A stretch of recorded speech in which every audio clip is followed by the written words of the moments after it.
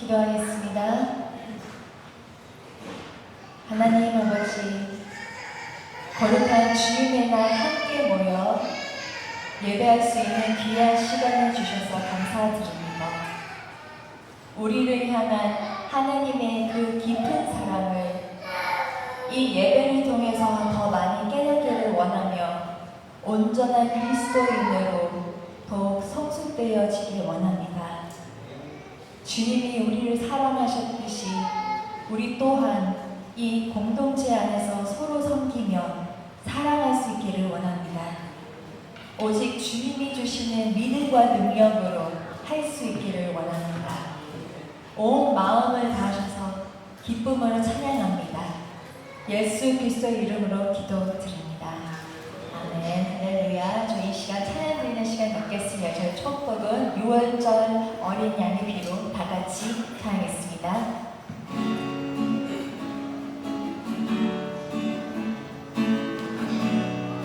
다 같이 찬양하겠습니다. 6월절 어린 양의 피로 나의 삶의 문이 열렸네.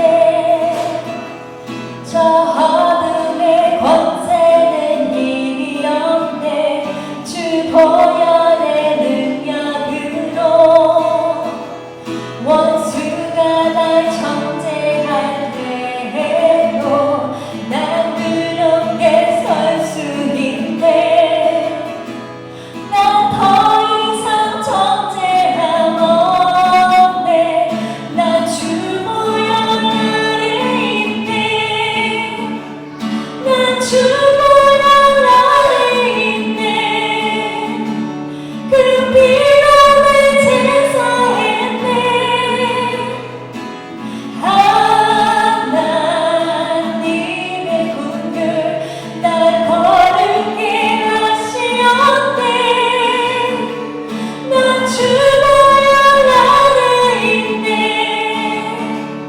난 원수의 어떠한 공격에도 더 이상 넘어지지 않네.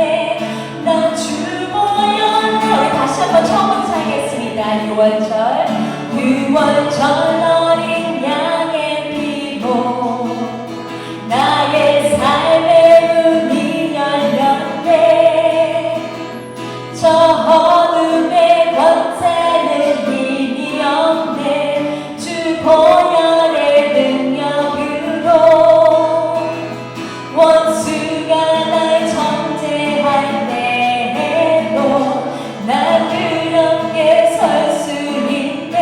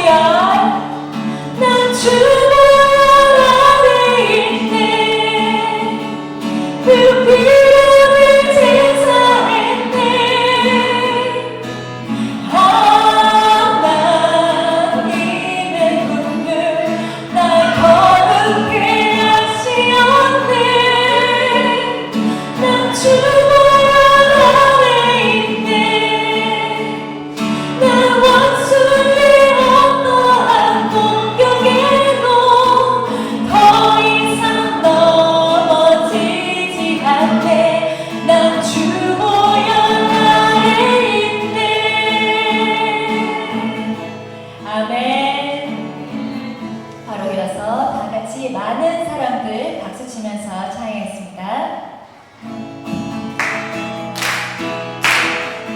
많은 사람들, 많은 사람들 자꾸 진리를 모른 채 주님 곁을 떠나가지만 내가 만난 주님은 참 사랑이었고 진리였고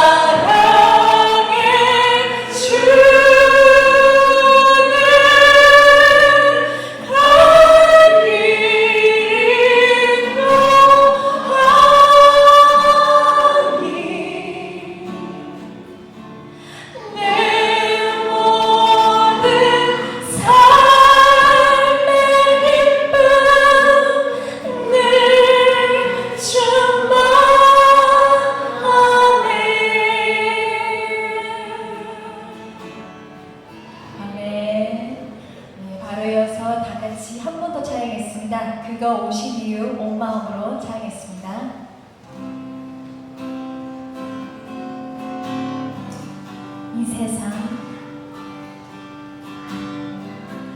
이 세상 가장 아름다운 순종의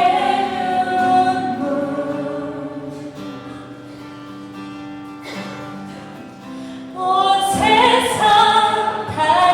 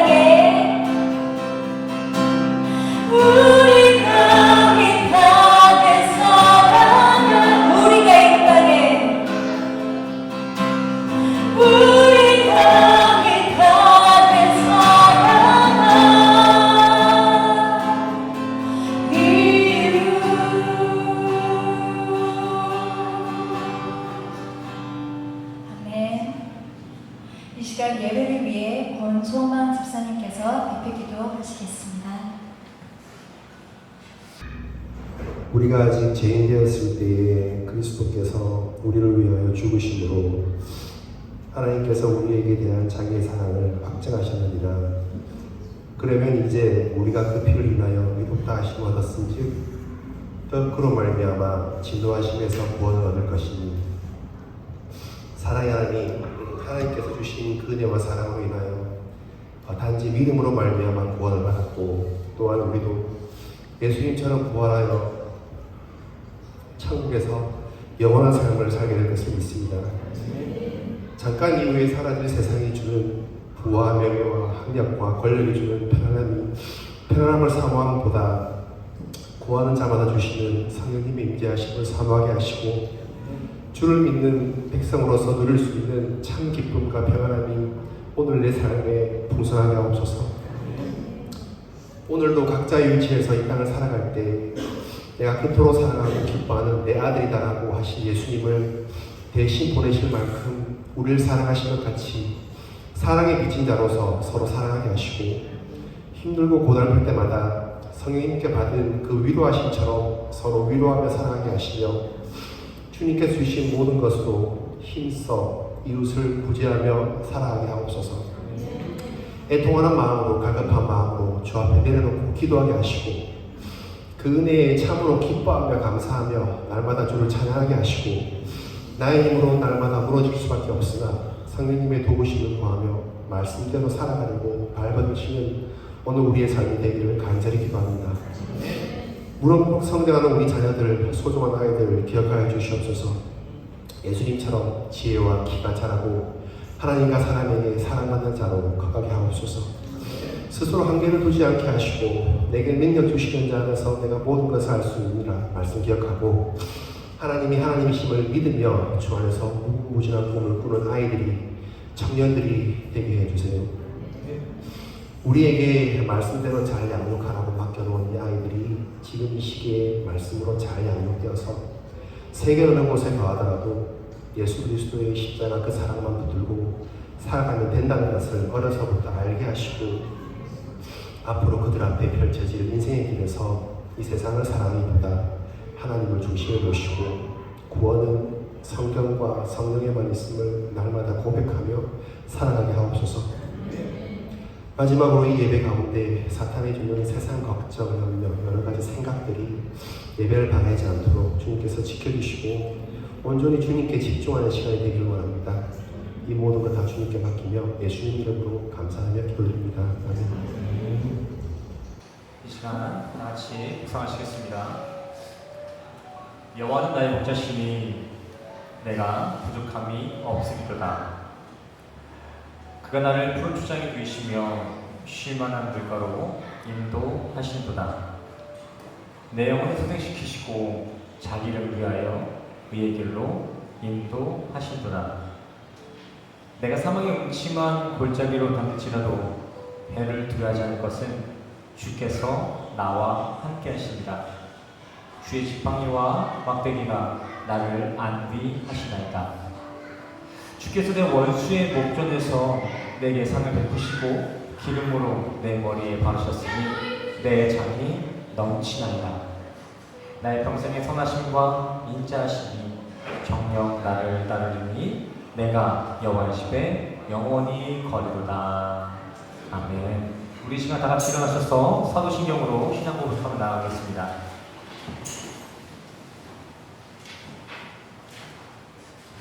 사도신경 함께 고백하시겠습니다. 전능하사 천지를 만드신 하나님 아버지를 내가 믿사오며 그 외아들 우리 주 예수 그리스도를 믿사오니 이는 성령으로 잉태하사 동정녀 마리아에게 나시고 본디오 빌라도에게 고난을 받으사 십자가에 못 박혀 죽으시고 장사한 지 사흘 만에 죽은 자 가운데서 다시 살아나시며 하늘에 오르사 전능하신 하나님 우편에 앉아 계시다가 절로서 죽은 자를 심판하러 오시리라. 성령을 믿사오며 거룩한 공예와 성도가 서로 교통하는 것과 죄를 사하여 주신 것과 몸이 다시 사는 것과 영원히 사는 것을 믿사옵나이다. 아멘. 모두 착석해 주시길 바랍니다. 시간 교회 소식 함께 나누도록 하겠습니다. 오늘 교회 모이신 우리 성도님들을 주님의 이름으로 환영하고 축복합니다. 또 새생명교회 주 예배 시간은 11시입니다. 미리 오셔서 오늘의 말씀을 묵상해 주시고 기도로 예배를 준비해 주시길 바랍니다. 또 예배 이후에 신방이나 성경 공부가 필요하신 분들이 계시다면 성경 공부를 위해 교회로 연락 주시길 바랍니다. 교회 번호는 주보 뒷장에 준비되어 있습니다.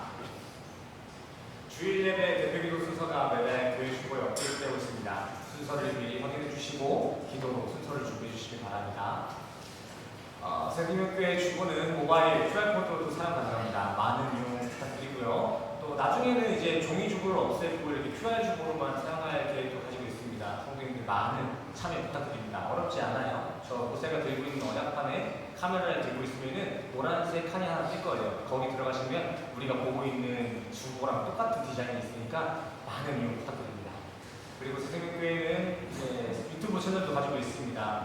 다른 목적이 있는 것이 아니라 예배에 있어서 좀 부족한 부분이 있으신 분들이 계시다면은 새생명교회 채널로 들어와서 추가로 예배를 함께 해주시기 바랍니다. 또 헌금 시간은 따로 순서 있지 않습니다. 병원에 감동이 있으신 분들이 계시다면은 본당 문 앞에 놓여져 있는 헌금함에 헌금해 주시기 바랍니다. 또 주일 어린이 예배가 오전 9시 반, 주일 오전 9시 반에 드려지고 있습니다. 방금 기도해 주신 집사님 말씀하신 것처럼 다음 세대 교육이 아주 중요합니다. 다음 세대 아이들의 그 영적인 교육이 얼마나 중요한지 모릅니다.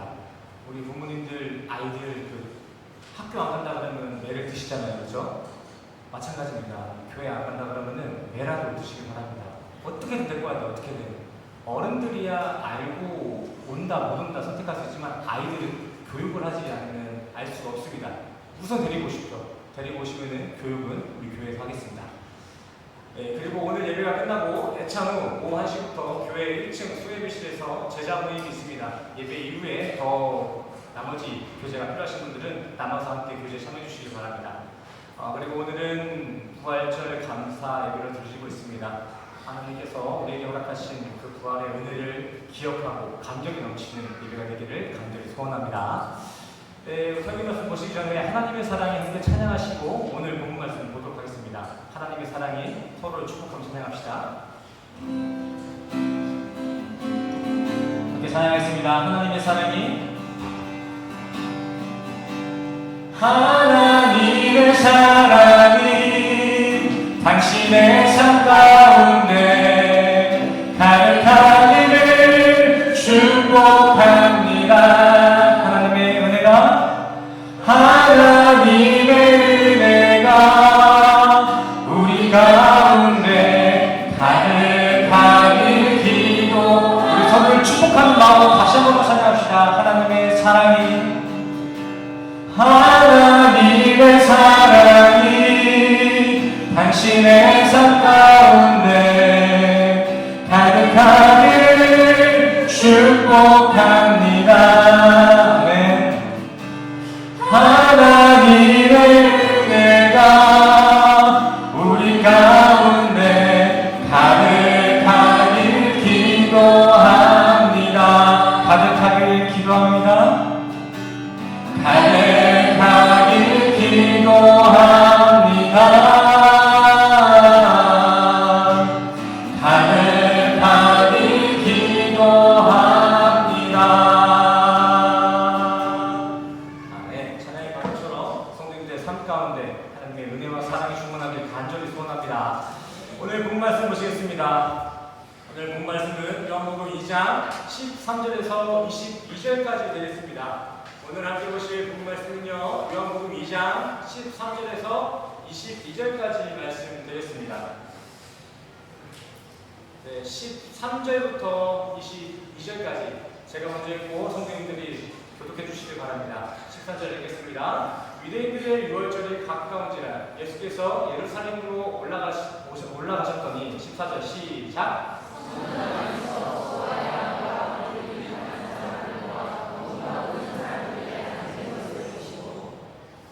노끈으로 채찍을 만드사 양이나 소를 다 성전에서 내어 쫓으시고 돈 바꾸는 사람들의 돈을 쏟으시며 상을 엎으시고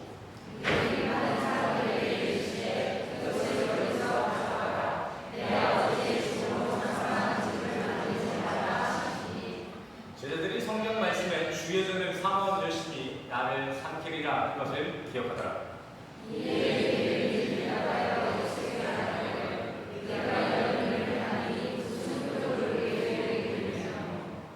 예수께서 대답하여 가라사대 너희가 이 성전을 헐라 내가 사흘 동안에 일으키리라.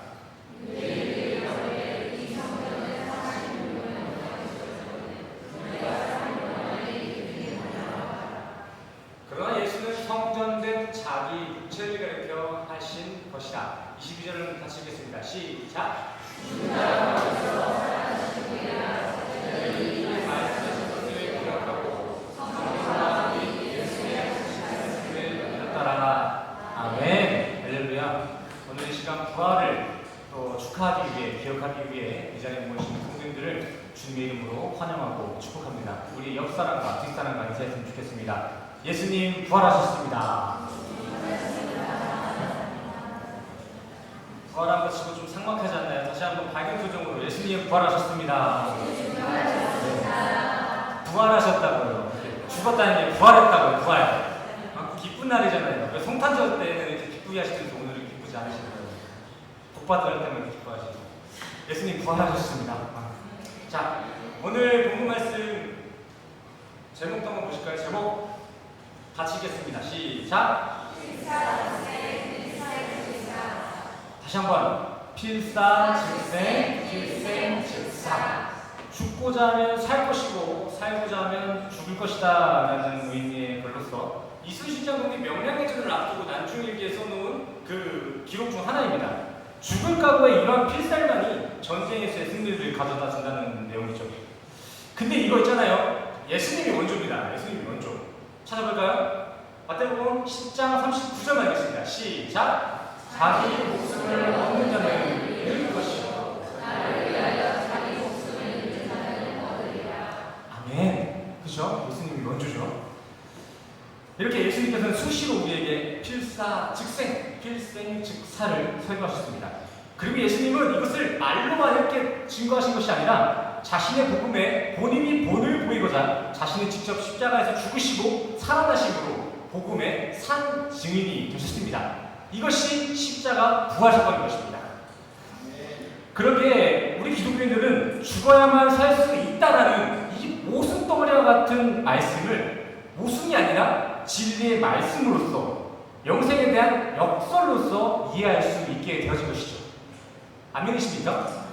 죽어야 산다. 이거 많이 안 맞잖아요. 오해가 있잖아요. 웃음이 있잖아요. 말부터가. 근데 우리는 이거 믿어요? 안 믿어요? 믿습니다. 어떻게 해요? 예수님이 보여주셨으니까요. 예수님이 직접 이 말씀의 본을 보이시지 않았다면 우리는 몸의 부활과 영혼의 부활을 인지할 수조차 없을 것입니다. 믿는 것 둘째치고 인지할 수조차 없었을 것입니다. 예수님을 쫓아냈던 그 제자들도 이해를 못했어요. 언제까지요? 예수님이 죽고 나서 부활하시고 돌아가실 때 그때까지도 이해를 못했습니다. 직접 그 상황을 목도하기 전까지는 이해도 못했다는 것입니다. 하지만 예수님은 성경에서만이 아니라 실제 우리 인간 역사 속에서도 자신이 직접 부활의 증인이 되셔서 영생을 증거하셨습니다. 왜 그러셨을까요? 왜 직접 그렇게 본인이 죽고 부활하셔서 직접 사람들의 눈으로 화면 주신 걸까요? 왜요? 그냥 말로만 하신 거지? 안 믿으니까요. 이해하지 못하니까 그랬던 것입니다. 예수님께서 직접 부활하신 이유는 우리가 알게 하려 함이라인 것입니다. 부활의 이유, 십자가의 이유는 우리를 깨닫게 하려 함에 있다라는 것입니다. 안 믿으십니까? 자, 이순신 장군 이거 실제 인물입니까? 아니면 국뽕에 차오른 한국인들이 만들어낸 가상의 인물입니까? 모르는 거예요? 싫은 거예요, 대답하기에. 이순신이 진짜 있었던 사람이에요? 아니면은 그 자부심이 넘치는, 애국심이 넘치는 한국인들이 만들어낸 위인입니까? 가짜 위인입니까? 실제잖아요, 실제. 어떻게 실제라고 믿으십니까? 역사가 증거하잖아요. 그 동일한 시간대 그 역사에 살았던 사람들이 글을 적어놓은 거를 보고서 우리가 저 사람은 찐이다, 진짜 역사 속에 있었던 사람이구나 이렇게 알고 있는 거 아니겠습니까? 마찬가지로 예수님의 부활 또한 실제입니다. 실존이에요. 안 믿으십니까? 어떻게 아세요? 어떻게 알아요? 예수님이 직접 죽으시고 살아낸 것을 사람들이 직접 봤습니다. 그리고 동일하게 그것을 기록한 것이 성경이고 그 성경이 우리 눈앞에 있지 않습니까? 부활은 실제예요. 실제. 우리가 어떠한 알레고리적인 해석을 해야 되고 비유나 상징으로만 풀어야 되는 부분이 아니라 부활은 실제입니다. 실제. 이순신이 실제로 거북선을 만들고 외적을 물리쳤던 그 역사적인 사건과 똑같이 예수님의 부활은 실제라는 것입니다. 이렇게 믿으셔야 돼요. 부활을 그냥 추상적인 개념으로만 예수님의 것, 그냥 성경 이야기로만 볼 게 아니라 진짜 우리 인간 역사에 나타난 하나님의 섭리라는 것을 우리는 기억할 필요가 있습니다. 성경 말씀 보세요. 예수님의 제자를 비롯해서 500여 형제들이 예수님이 십자가를 지시고 또 다시 살아나신 그 부활 사건을 직접 목도하셨습니다. 목도했습니다. 부활은 진짜 사람의 눈으로 볼 수 있었던 실제 사건이었다는 것입니다. 그리고 그렇게 부활을 보이신 예수님은 부활에 대해서 이렇게 우리에게 말씀을 남기셨습니다. 나를 믿는 너희도 나와 같이 부활할 것이다. 아멘이십니까? 이거 아멘 하셔야 되잖아요. 이거. 예수님이 돌아가시고 다시 부활하신 사건을 믿으십니까? 그리고 그런 사건을 믿는 우리 성도님들도 예수님과 동일하게 유괴부활과 영혼의 부활이 있을 거라는 것을 아멘 하십니까? 아멘이십니다. 아멘. 우리는 부활합니다. 이게 우리가 예수를 믿는 근본적인 이유이고 이게 우리 기독교와 다른 종교의 분명한 차별점이 되는 것입니다. 기독교의 메리트는 부활이에요. 부활. 우리가 가지고 있는 메리트를 하는 것도 좀 웃기지만 어쨌든 기독교만의 것은 부활입니다. 부활. 기독교가 우리에게 주고자 하는 것은 타종교 마냥 믿으면 이 세상에서 마냥 잘 먹고 잘 사는 인생사 만사 형통의 정도의 그 잠깐의 유익이 아니라 영원, 영생의 부활을 준다는 것입니다. 이게 예수를 믿고 따른다는 우리 크리스찬들에게 주어진 베네핏인 것이죠. 우리에게만 주어진 것. 그렇다면 예수를 따른다는 건 무엇일까요? 예수를 따르고 믿는 이들에게 그 예수의 부활을 동일하게 주겠다고 이렇게 말씀이 나와 있는데 예수를 따른다는 것은 무엇을 의미하는 것일까요? 누가복음 9장 23절 말씀과 같이 말 그대로 예수의 발자를 쫓아 사는 것이 예수를 따르는 것입니다. 로마서 6장 5절 말씀과 같이 우리도 예수님과 같이 그 죽음을 맞이해야 예수님과 같이 부활을 마주할 수 있다라는 것입니다. 예수님이 십자가에 돌아가셨던 그 사건을 우리가 그대로 경험해야만 우리도 예수님이 경험하셨던 그 부활을 우리도 경험할 수 있다는 것이죠. 그리고 오늘은요, 바로 그 부활하신 예수님이 보셨던 그 죽음이란 어떤 죽음이었는가? 우리가 예수를 따라 죽어야 죽음이란 무엇인가에 대해서 한번 교제해 보도록 하겠습니다. 오늘 말씀 13절 같이 읽도록 하겠습니다. 시작!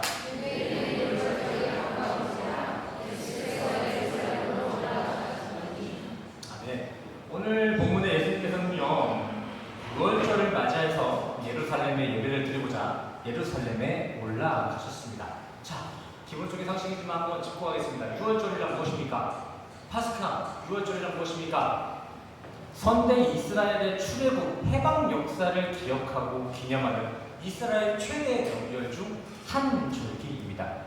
또 6월이란 말 그대로 6월, 죽음을 넘겼다라는 의미를 가지고도 있습니다. 구원을 의미하는 것이죠. 그렇게 예수님은 이전 애굽으로부터의 종살이를 해방하시고 또 구원하신 하나님을 예배하기 위해 예루살렘 성전에 가고 계신 것이었습니다. 근데 바로 이어서 14절에 보니까 이 이스라엘 유대인들이 종살이 때나 했을 법한 일들을 6월절 성전에서 다시 반복하고 있는 것입니다. 14절 말씀 같이 읽도록 하겠습니다. 시작!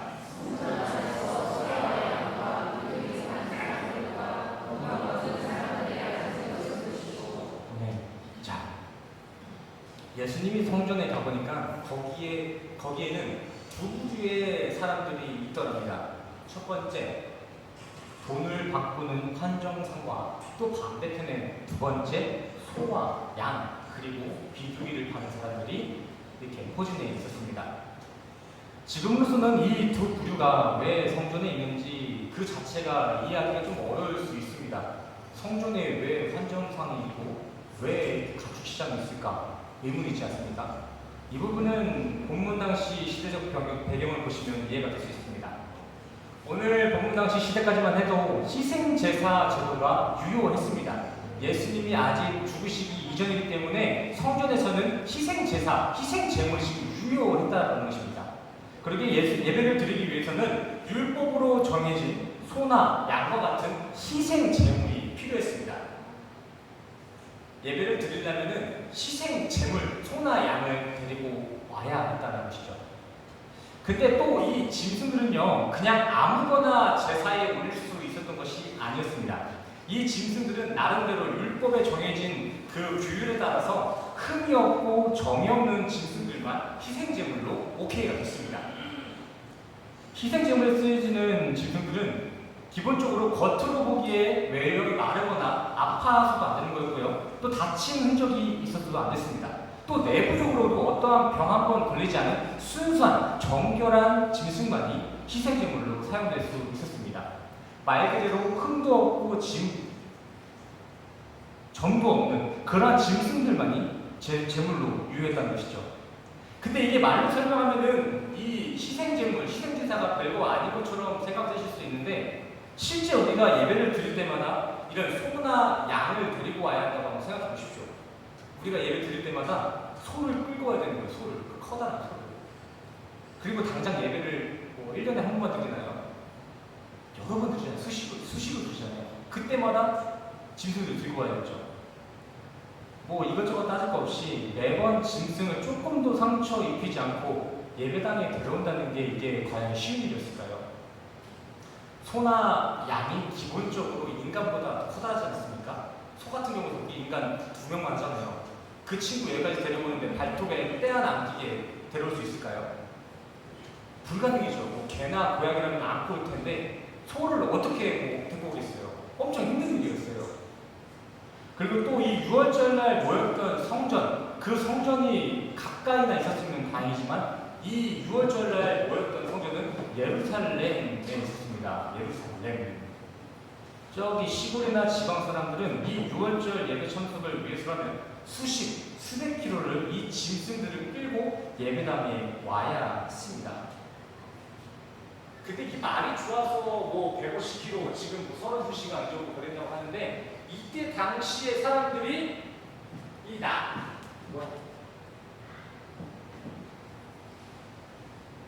여기 사마리아 땅을 지나쳤습니까? 안 지나쳤습니까? 부정을 하고 여기를 밟지도 않았잖아요. 그 말은 즉슨 이 사람들이 이렇게 해서 저쪽까지 가는데 150km인데 이 사람들은 여기를 안 밟고 가려고 이렇게 돌아갔단 말이죠. 이렇게. 그러면 그 시간은 2배, 3배가 넘었습니다. 그리고 지금처럼 이 현 시대처럼 포장도로라는 개념도 없었잖아요. 산악이에요.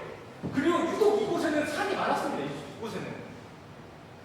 그런 산악 지역을 지금 이틀이고 3일이고 인간이 걸어가는 것도 힘들 건데 저러한 지역을 짐승들을 끌고 안전하게 예루살렘까지 간다는 게 과연 쉬운 일이었을까요? 거의 불가능한 일이라고 볼 수도 있을 것 같습니다. 그래서 성전 근처에 사는 예루살렘 사람들이 나름 좋은 뜻을 가지고 성전 뜰, 이방인의 뜰에 희생제물로 쓰일 가축 시장을 오픈합니다. 멀리서 짐승들 데려오다가 자꾸 애가 다치니까 퇴짜받잖아요. 그래서 머리를 쓴 겁니다. 멀리서 데리고 오면은 희생제물로 쓸 수 있는 제물들이 몇 개 없으니까 그 근처에서 가축 시장을 만들자 해가지고 지금 교회 앞에다가 교회 아래에다가 지금 가축 시장을 오픈한 것입니다. 아주 머리가 좋죠. 근데 문제는 이때 그 가축 사업장들의 허가를 주고 관리하는 권한을 대제사장들이 가지고 있었다는 것입니다. 벌써부터 좀 냄새가 나잖아요. 그죠? 그 재물이 희생제물을 쓸 수 있는지 없는지 여부도 대제사장이나 단권 뭐 제사장들이 그걸 판단하고 있었고, 또 그 희생제물들을 앞에서 팔 수 있는 권한을 주는 것도 제사장들이 갖고 있었습니다. 절대 권력을 가지고 있었던 것이죠. 모두가 아시겠지만 인간에게 주어진 절대 권력은 곧 절대 부패로 이어집니다.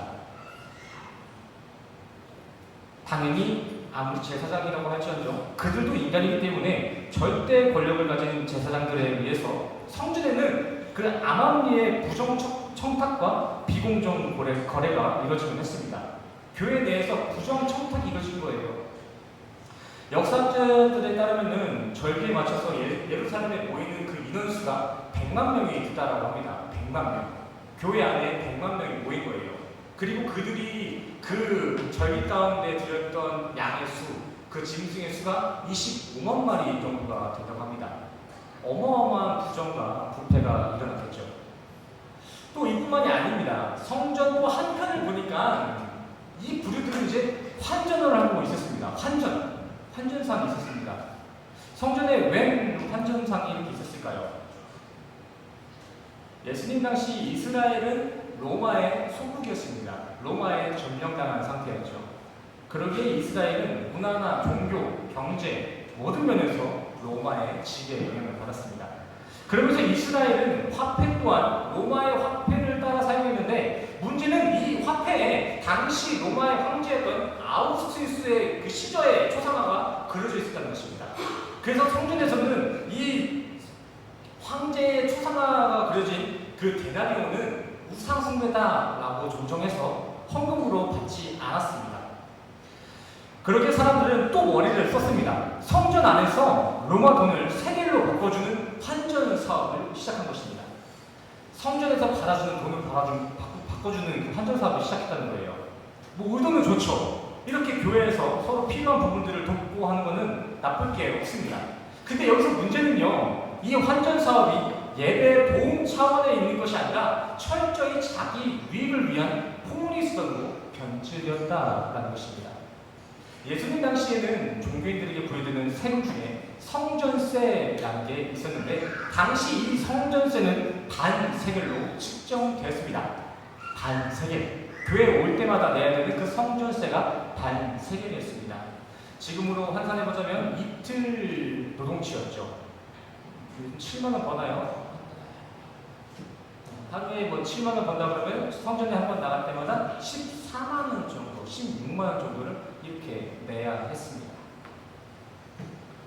근데 여기서 환정관들은 그 로마 돈을 세겔로 바꾸는 과정에 있어서 50%의 폭리를 취했습니다. 성전세 반세겔을 받으려면 1세겔을 내야 그 반세겔을 받을 수 있었다는 것입니다. 성전세로 우리가 내야 될 돈은 이틀치 우리의 일당이었는데, 그 환치기 때문에 그 4일치에 일할 것을 그들에게 헌납해야 됐다는 것입니다. 아주 억울한 거 아니겠습니까? 50%를 먹은 거예요. 50%를. 요즘 대법주들도 20% 이자는 뭐 불법이라고 하는데, 교회 내에서 이러한 폭리를 취하는 그룹들이 생겼다라는 것입니다. 그리고 그러한 폭리를 취했던 단체가 바로 사내들인 공의회입니다. 교회의 불법 사채업자들이 침투해서 그러한 환전상을 사는 게 아니라 나름 교회의 총회 임원들이라 불리는 그 사내들인 공의회가 그러한 헌금으로부터의 폭리를 취했다는 것입니다. 이제 대충 어느 정도 지금 성전에서 어떤 일들이 벌어지고 있는지 좀 머리에 그려지시나요? 그러시세요? 제가 말이 짧고 언변가가 아니어서 좀 안 그려지시나요? 제가 그래서 그림 갖다 드렸잖아요. 그림 한번 그리세요. 그리세요. 지금 예수님이 성전에 들어갔더니 딱 두 부류가 먼저 바뀌는 거예요. 첫 번째 누구? 가축시장. 두 번째 누가 있었죠? 저희 같이 교제하고 있잖아요. 그죠? 같이 하고 있는데 왜 두 가지 달라요? 첫 번째 가축시장이 있었고요. 다른 한쪽에는 누가 있었다고요? 환전상이 있었습니다. 환전상. 그렇기 때문에 예수님은 그 광경을 보자마자 노끈으로 채찍을 만드시고 성전 내에 있었던 가축시장들을 다 내쫓고 환전상들의 그 제사들을 다 부어버립니다. 다 엎어버렸어요. 그리고 그들에게 마지막 세계를 방셨습니다. 아버지의 집을 장사하는 집으로 만들지 말라. 다른 복음서에서는 강도의 구렬로 만들지 말라는 원색적인 표현을 사용하시기도 하셨습니다. 이거 아주 기세가 대단합니다. 지금 한번 이 상황을 생각해 보십시오. 왜 30대 초반의 청년 목수 하나가, 저 같은 사람 하나가 당대 최고라 불렸던 영성인들과 석박들이 모여있는 그 단체에 가서 니들은 다 강도들이다, 니들 다 가짜다 라고 하면서 그들의 카르텔을 다 무너뜨린 겁니다. 이게 바리새인들이 예수님을 처형대에 올린 명목 중 하나가 되기도 합니다. 성전 모독죄. 근데 사실 이거를 정황상으로 보자면, 율법적으로 보자면 예수님은 지금 그 자리에서 목배임을 당해도 이상하지 않은 상황입니다. 아주 큰일 날 상황이신 거죠. 그러기에 이를 보고 있던 성전 관계자들이 예수님 앞에 나와서 따지기 시작합니다. 18절입니다. 같이 읽겠습니다. 시작.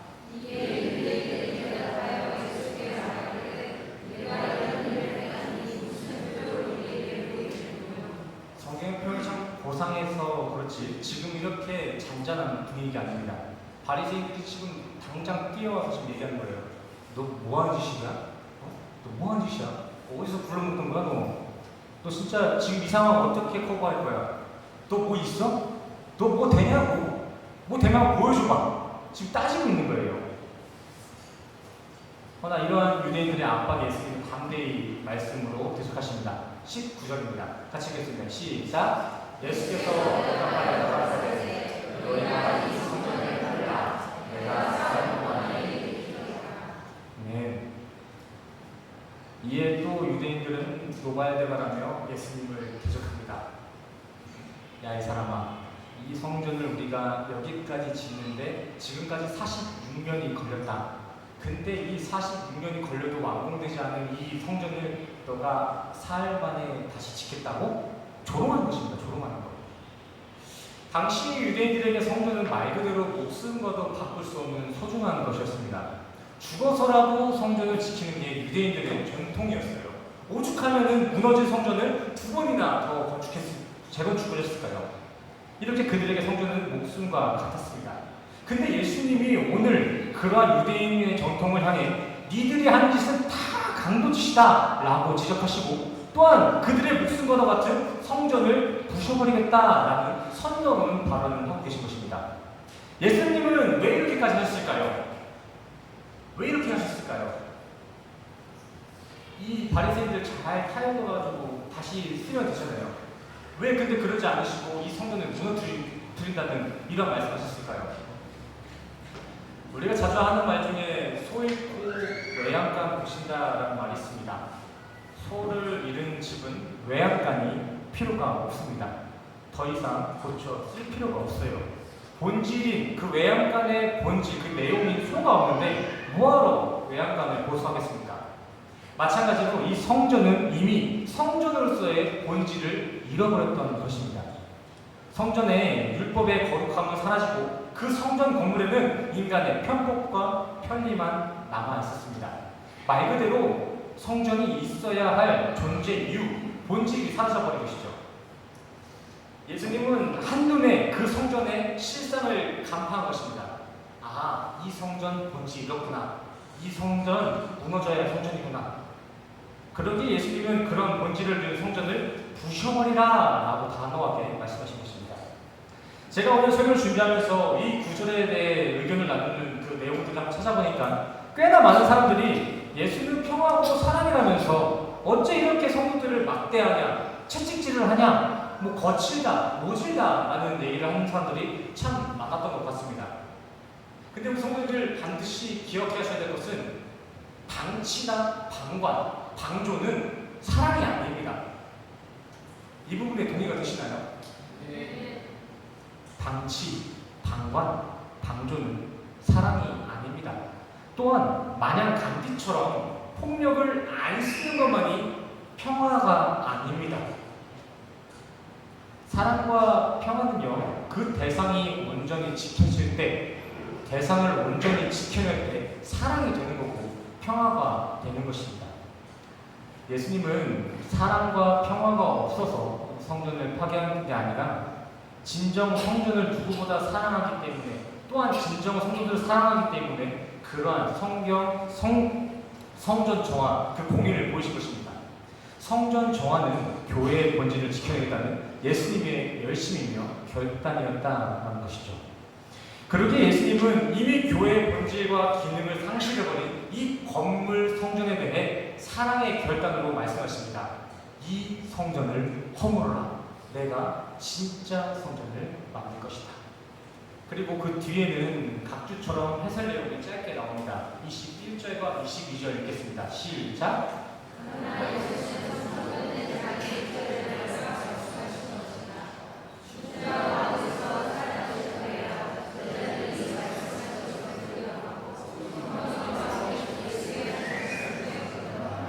아멘. 예수님이 부시고 세우겠다 말씀하신 그 성전은 자신의 몸을 두고 하신 말씀이었습니다. 그리고 제자들은 예수가 죽고 난 후에야 이 말씀을 기억하고 믿게 되었습니다. 하나님은 우리 인간을 그 누구보다도 사랑하십니다. 그래서 자신이 가장 사랑하는 독생자 예수를 우리에게 보내셨고, 그 예수는 우리에게 그 사랑을 그대로 전해주시기 위해 자신이 직접 율법의 성전이 되어서 십자가에 죽으시고, 정말 본인이 말한 바와 같이 사흘 만에 부활하셔서 새로운 교회를 세우셨습니다. 그리고 그 교회는 어디에 세워졌습니까? 예수님이 죽고 살아나셔서 성령으로 세우신 그 교회 어디에 있나요? 아직도 그 성전은 안 지어졌기 때문에 하루빨리 그 이스라엘에 지어져야 하는 것일까요? 아닙니다. 예수가 옛 성전의 몸으로 죽으시고 사흘 만에 부활하셔서 지으신 그 성전은 성령의 전으로서 곧 그 예수의 성령이 거한 우리가 예수의 피로 지어진 새 성전인 것입니다. 아멘이십니까? 우리가 예수님이 세우신 새로운 성전이라는 것입니다. 그리고 그 성령은 우리가 어떻게 만나게 되었나요? 우리가 어떻게 성령의 전을 세워졌죠? 누가복음 9장 23절, 자기를 부인하고 십자가를 따르면서 성령을 만나 우리는 마지막 하나님의 성전이 된 것입니다. 우리 성도들이 바로 예수님이 직접 허르시고 다시 세우신 새 성전의 증거다라는 것입니다. 오늘 성전 정화 사건은요, 사실 우리 이야기입니다. 우리 이야기. 오늘 이야기는 유대인들의 부정하고 부패했던 과거만 꼬집는 것이 아니라 우리 안에도 있는 그 환전상들의 포미와 같은 탐욕들을 꼬집고 있는 것이고요. 가축 시장과 같이 예배를 통해서 하나님을 예배하는 것이 아니라 자신의 유익을 구하겠다는 인본적인 그 신앙을 지금 꼬집고 있는 것입니다. 그리고 예수님은 우리에게 말하고 있는 거예요. 니들이 가지고 있었던 인본주의의 그 신앙들, 환전상과 같은 그 탐욕의 신앙들, 그거 내가 다 무너뜨릴 것이다. 그리고 내가 다시 네 안에 교회를 세울 것이다 라고 말씀하신 것입니다. 어떻게요? 어떻게 우리 안에 교회가 세워집니까? 성령으로 세워집니다. 또다시 무너질 이 건물 성전 말고 영원히 성령이 거하실 성전, 영원한 임재를 경험하는 성도로서 교회로 우리는 지어져 갈 것입니다. 성도님들, 우리 안에 기존에 있던 율법의 옛 성전이 무너져야 예수님의 성령의 전이 완성됩니다. 우리가 가지고 있던 기존의 그 신앙 패러다임이 붕괴되어야, 완전히 무너져야 새로운 패러다임의 성령의 전이 세워진다라는 것이죠. 성령의 전은 우리 안에 기존에 있던 옛 성전의 보수, 인간성의 개선으로는 절대 이루어질 수가 없습니다. 하나님의 성전은 이 나라는 존재, 내가 가지고 있는 에고, 이 정체성 자체가 다 무너져야, 허물어져야, 그때서야 예수님은 우리 안에 그리스도라는 성전, 그리스도인이라는 정체성을 부어주신다는 것입니다. 아멘이십니까? 예수님께서 세우고자 하신 그 성전은 기존에 우리가 가지고 있었던 인간성 위에 세우시는 것이 아니라 우리의 인간성 모두를 지워버리시고 새롭게 리폼을 하신다는 것입니다. 새로운 집이에요. 새로운 집. 이 말이 무엇입니까? 우리가 기존에 가지고 있었던 의의 수단이었던 율법, 그 율법의 열심은 하나님이 지으시는 성전의 그 성전 건축에 조금도 도움이 안 된다는 거예요. 오히려 방해가 되겠죠. 집을 짓고 있는데, 집을 지으려 하는데 땅 위에 조그마한 계집 하나가 있어요. 그럼 그게 새로운 집을 짓는 데 도움이 되나요? 안 되나요? 안 되잖아요. 우리가 율법으로서 우리의 의를 개선시키고자 하는 것은 이것과 같은 거예요. 하나님의 그 성전을 지우고자 우리의 계집을 치우지 않는 것, 이것과 똑같은 것입니다. 우리는 우리의 집을 부셔야 되는 줄 믿습니다. 그래야 예수님은 우리 안에 새로운 성전을 지으십니다. 우리 장차 나중에 천국 갑니다. 안 그러십니까? 근데 그때 천국 갈 때 우리는 다른 어떠한 영적인 집, 새로운 집을 분양받는 게 아니에요. 우리가 천국에서 구할 집은 이렇게 우리가 이 땅에서 성령으로 지음바 받은 그 거룩한 상태로 지금 우리 안에 지어진 성령의 전의 상태로 천국을 살게 될 것입니다. 아멘이십니까? 이 땅에서는 내 집만 살고 성령의 전은 거들떠보지 않다가 나중에는 좋은 집, 성령의 집에 살아야지. 이거는 모순된다는 거예요. 우리가 이 땅에서 지어낸 이 성령의 전의 상태로 우리는 그대로 천국에 올라가 산다라는 것입니다. 성도님들 진짜 위험한 것은 영생만을 꿈꿔서는 안 된다는 것입니다. 영원히 사는 것은 누구나 영원히 삽니다. 다만 이 땅에서 하늘의 안식을 위한 성령의 전을 지은 사람들은요, 천국에서 영원히 살 것이고요. 반대로 이 땅에서의 안위만 꿈꾸면서 이 세상 집만 분양받다가 죽는 이들은 영원히 지옥에서 살 것입니다. 모두가 영원히 살아요. 모두가 영원히 살아. 근데 우리에게 주어진 이 시간 속에서 성령의 전을 지은 사람은 그 집을 가지고 천국에 가는 것이고, 이 땅에서 이 땅의 집만 분양받으려고 이렇게 눈 붉히다 죽으면은 그는 아무것도 없이 지옥에 영원히 살게 된다는 것입니다. 무섭지 않습니까? 천국을 생각하면 소망이 있고 기쁘기도 하지만 지옥을 생각하면 두렵지 않으세요? 잠깐의 고통이 아니에요. 잠깐의 고통이 영원입니다. 천국도 영원이고 지옥도 영원입니다. 근데 너무나 이게 제가 이렇게 원색적으로 얘기를 드릴 수밖에 없는 건 우리가 가는 곳은 천국 아니면 지옥이에요. 중간이 없다라는 거예요. 연옥? 그런 거 없습니다. 천주교에서 말하는 그 연옥 같은 거 없습니다. 제가 장담합니다. 성경은 그런 말 한 적 없습니다. 연옥 같은 거 없어요. 우리가 죽고 나서 갈 곳은 천국과 지옥뿐인데 그 천국과 지옥의 심판이 우리가 지금 이 땅에서 어떻게 살았냐, 어떻게 예수를 만났냐, 어떠한 집을 세우냐에 따라서 그것이 판가를 맺는 것입니다. 우리 인간인 모두에게는 절대적인 공평함으로 이 시간이라는 게 동일하게 주어졌습니다. 이렇게 모두 각자에게 동일하게 주어진 이 시간 속에서 우리 성도님들은 어떠한 집을 지으며 사시겠습니까? 우리에게 주어진 이 100년 동안 성도님들은 어떤 집을 지으며 사시겠습니까? 예수님은 우리 안에 성전을 지으시려고 죽기까지 하셨습니다. 우리 주 살리려고 본인이 죽으셨다는 것입니다. 아니 죽으시고 부활까지 하셔가지고 우리 안에 지을 성전의 재료를 준비하셨습니다. 다른 건 몰라도 우리 성도님들은 성령의 전을 지으시길 바랍니다. 길어봐야 100년밖에 안 되는 인상 속에서 자기 명의의 그 집 하나 없는 거, 그건 괜찮아요. 죽을 때까지 자식에게 물려줄 집 하나 없는 거, 내 명의의 집 하나 없는 거, 그 크게 이렇게 관여할 필요가 없습니다. 죽으면 그거 못 들고 가거든요. 죽어서 그거 조금이라도, 뭐 100평이면은 10에 1이라 해가지고 10평이라도 들고 갈 수 있다. 그럼 열심히 모으면 되죠. 근데 10평이고 1평이고 조금도 못 들고 가요. 조금도. 우리 선생님들 똑똑하시잖아요. 밖에서 다 사장님이시고 대표님이시잖아요. 계산해 보세요. 영적으로 느끼지 않으면 좀 이성적으로 한번 계산해 보세요. 우리가 이렇게 열심히 사는 이유가 이 땅이라면은 이 땅을 들고 갈 수 있어야 될 거 아니에요. 근데 그 땅은, 그 하늘에는요, 이 땅의 것들을 아무것도 못 가져갑니다. 외형뿐만이 아니라 우리가 그 목숨처럼 여기는 그 가족 관계도 못 들고 가고요. 사랑하는 사람도 못 데려가고요. 사랑하는 뭐 주변에 뭐 주식이라든지 모아놓던 그 집들 아무것도 못 들고 갑니다.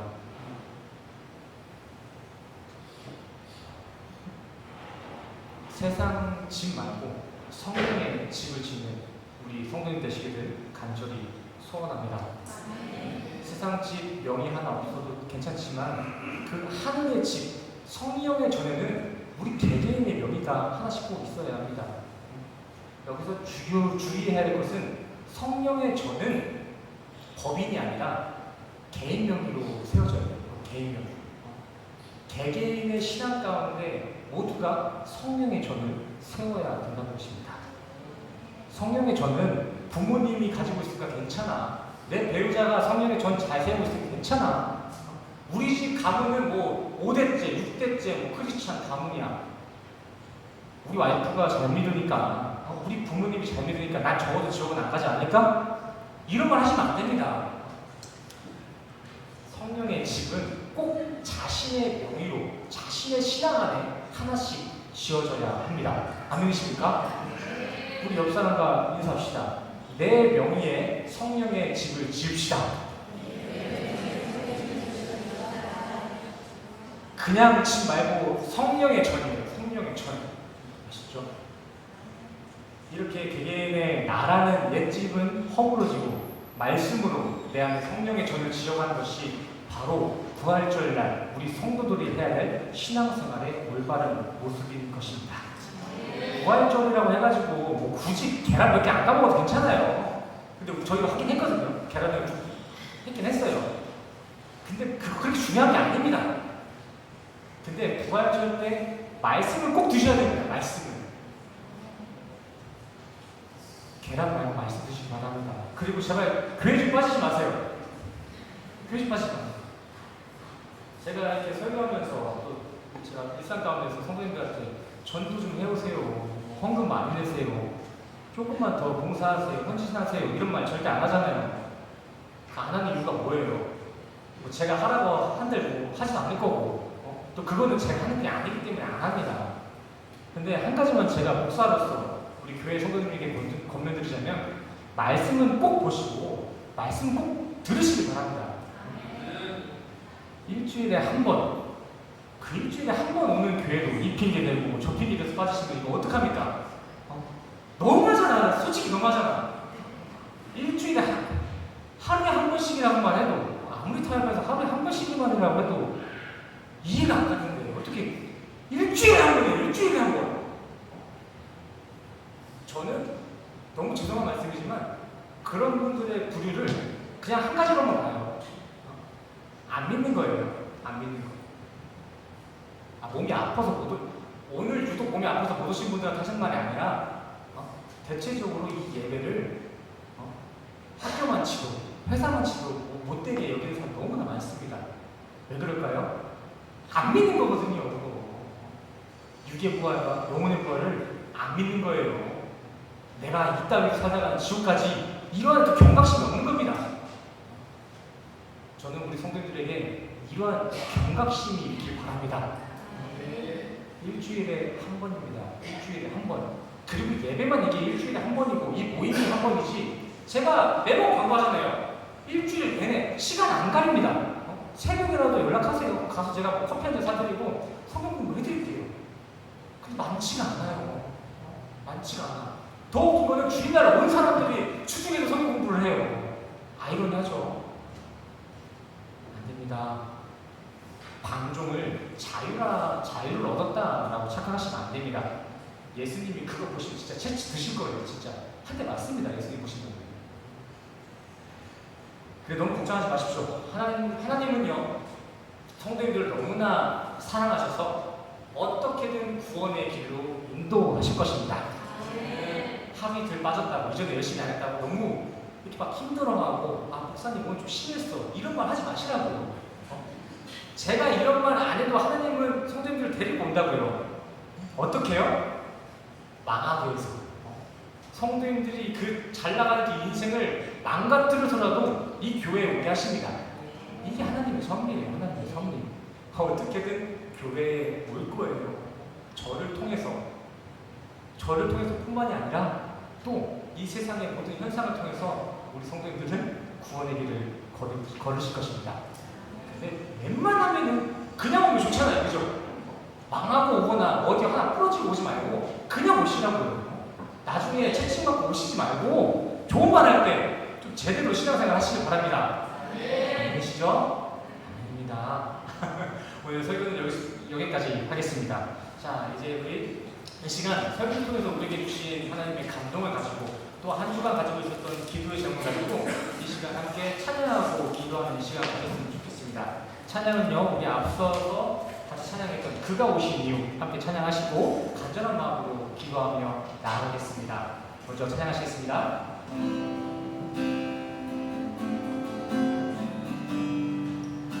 이 세상 가장 아름다운 이 세상 가장 아름다운 순종의 눈물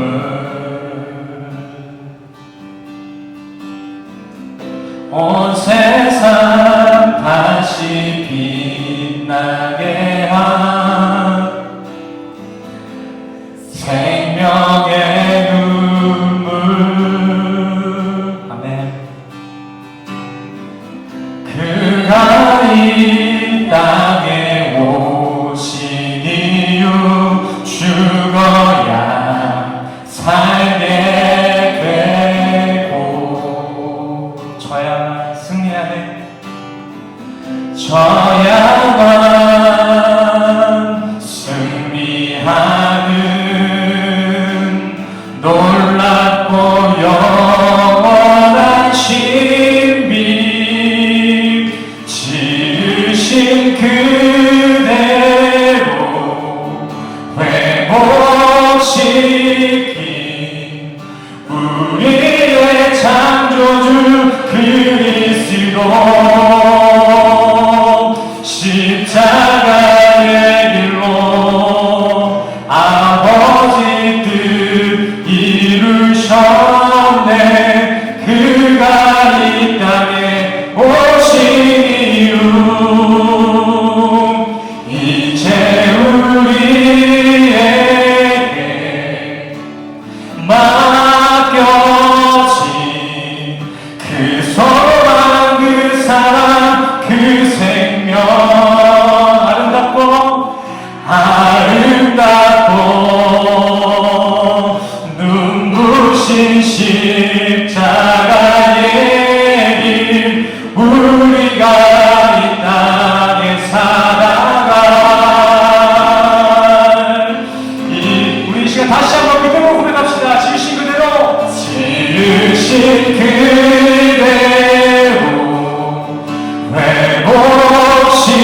회복시킨 우리의 창조주 그리스도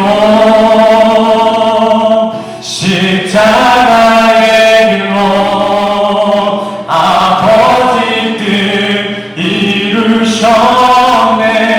그가 이 땅에 오신 우리 가슴에 손 들어놓고 찬양합시다. 이제 우리에게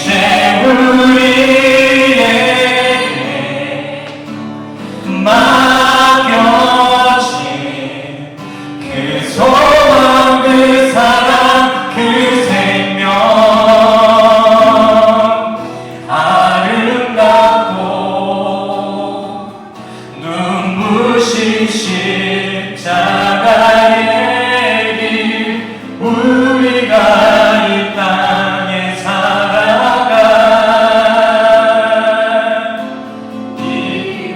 기도하는 마음으로 찬양합시다. 지으신 그대로 회복시킨 우리의 창조주 그리스도 십자가의 길로 아버지 뜻 이루셨네. 그가 이 땅에 오신 이유 이제 우리에게 맡겨진 그 소망 그 사랑 그 생명 아름답고 눈부신 십자가의 길 우리가 이 땅에 살아가 이유. 아멘. 주님만이 우리가 이 땅에 살아갈 유일한 이유인 줄 믿습니다. 기도하시겠습니다. 우리를 죽기까지 사랑하시고 아니 죽어서도 사랑하셔서 부활하신 주님, 이 시간 우리의 인생을 주님 앞에 내려놓습니다. 내 안에 아직까지도 여전히 옛집의 흔적이 있다면 그거 이 시간 모두 허물어 주시고 우리의 남은 인생을 온전히 성령의 임재만이 가득한 성령의 전으로 건축해 주시옵소서. 또한 이 시간 주님, 이 세상의 집, 이 세상의 부는 영원히 살 성도의 것이 아님을 고백하며 가지고 있는 시간과 재물을 거룩히 구별하여서 이 시간 주님 앞에 봉헌하며 나아갑니다.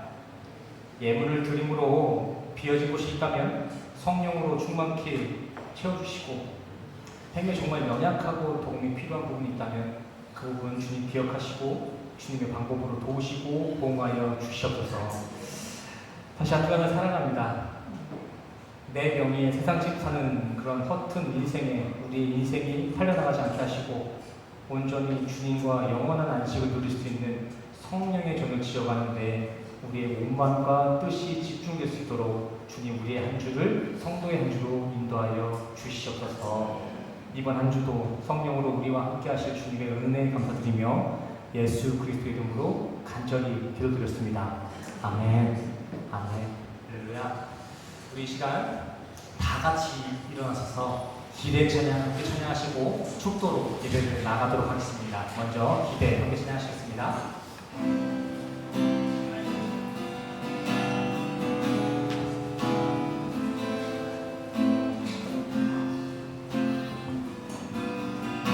함께 찬양하십니다. 주 안에 우리는 하나,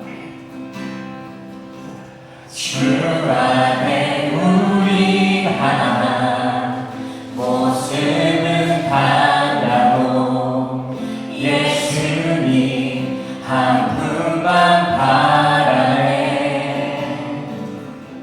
사랑과 선행으로 서로를 격려해 따스함으로 보는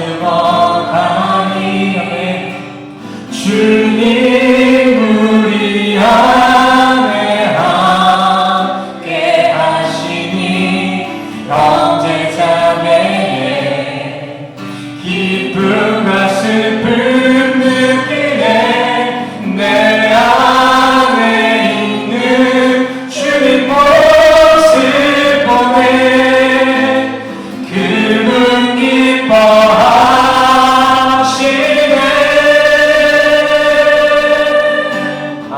주님 우리를 통하여서 주님 우리를 통해 계획하시니 부족한 입술로 찬양하게 하시니 주님 우리를 통해 계획하시니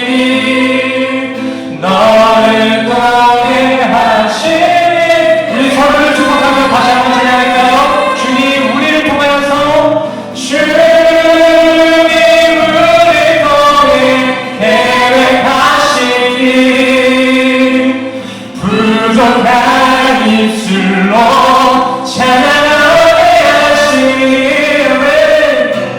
주님을 통해 계획하신 나를 통해 하시기를